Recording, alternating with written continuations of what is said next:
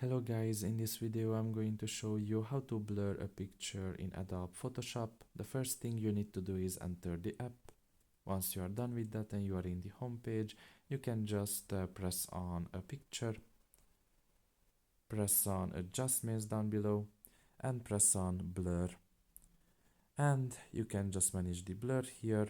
You can swipe to the left or to the right and you can see that the background will be blurred basically.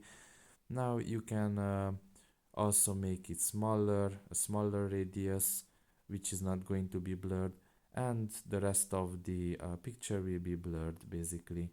So this will accentuate a part of the picture more than the other parts of it. And you can continue editing after this, or you can just simply leave the picture and save it. You can also fully blur the picture if you want to. It all depends basically what you want to do with it. And after that, like I said, you can either continue editing with different effects or you can just simply leave the project and save it.